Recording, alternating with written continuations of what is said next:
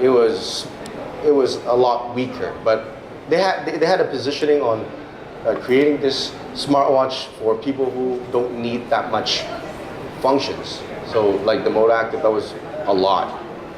All right, so this is the 30 years of the smartwatch that I'm sharing with you. But what's now?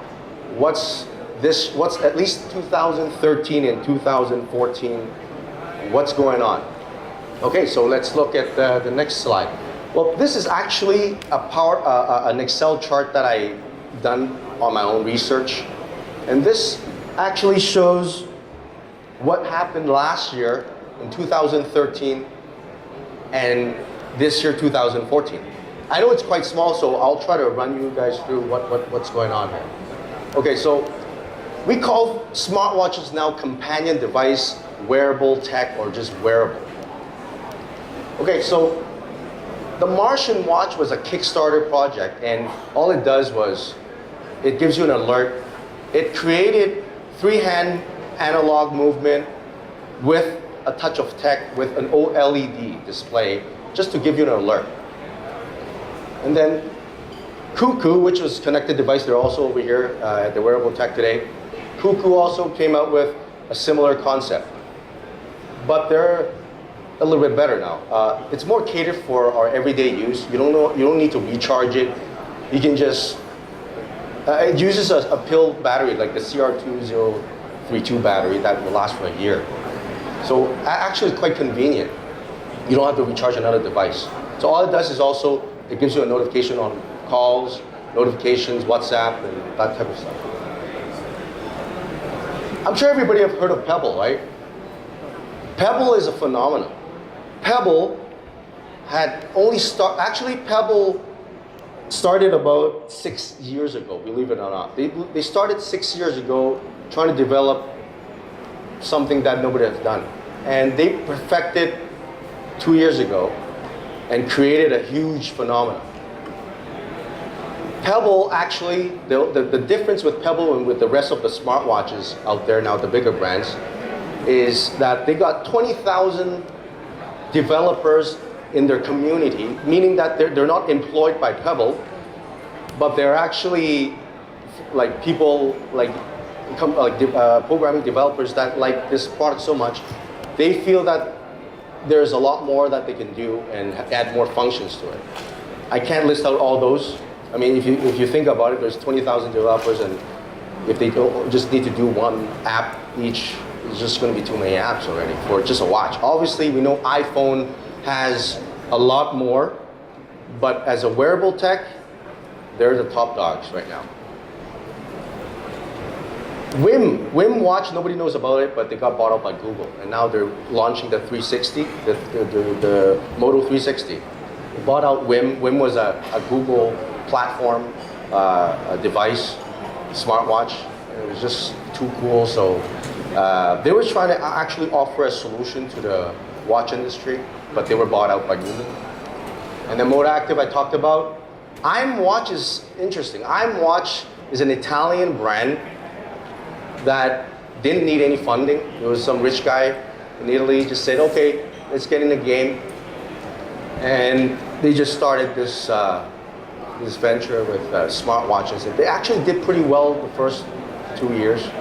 And now, because of all the big brands have more and more technologies that they cannot follow and to develop their own, and where are they now? We don't know.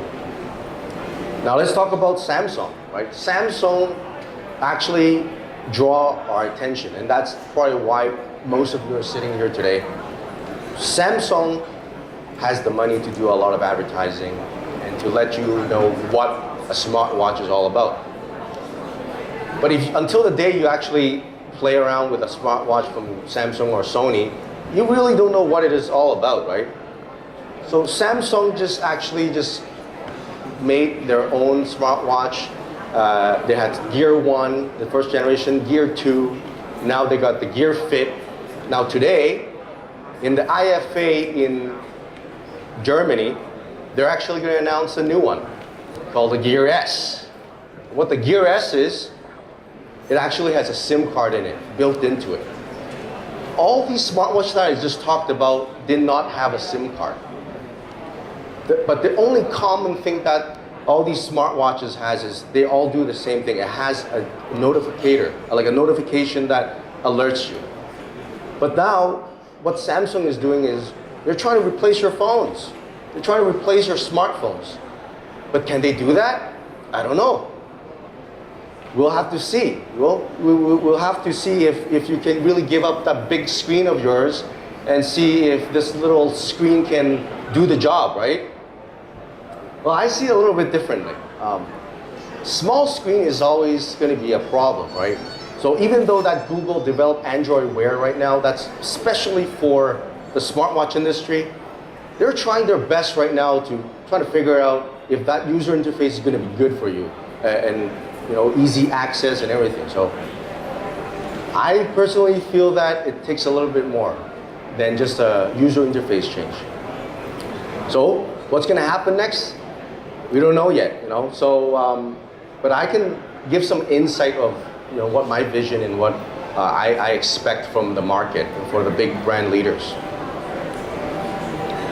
So I think these are all the slides. There's a lot more, but I think I'm going out of time. So right now there's going to be more coming. There's going to be a Motorola 360. iWatch is coming. iWatch is actually working on this smartwatch thing for at least 3 years, believe it or not, Because everybody's talking about it. When people are talking about it and they're not doing it, it doesn't make sense, right? So it means that obviously they're doing something. And you know what? They hired the top management from Burberry to figure out how to make their smartwatch more fashionable. Just trying to figure out how can they improve wearability. Not just to create another gadget that you'll throw away after 3 months. That's what we do, right? Phones, 6 months max, a year in Hong Kong at least. But a smartwatch, how long can that last? Okay, so let me round up. Let me get this seeing what's next. Okay, let me just try to get at that now. So I really think that in the smartwatch industry, the fashion industry is really trying to get a piece of this too, and the tech industry doesn't know how to do fashion. So what's going to happen? There's going to be a lot of crossover going on. Today, in IFA, Sony is going to be announcing, going to have a public announcement. Actually, I'm doing this on Sony's CEO behalf now here. But I know as a fact that they're actually going to be announcing that they're going to be doing a crossover with other brands. Why are they doing that? Exactly. They don't know how to do fashion.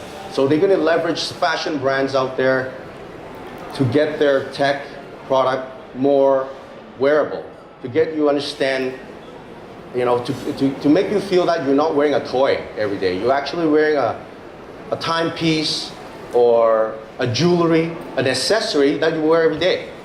Because I personally like a lot of gadgets, but I can't wear this 360. I can't wear this all year. I can wear this for like a month at max.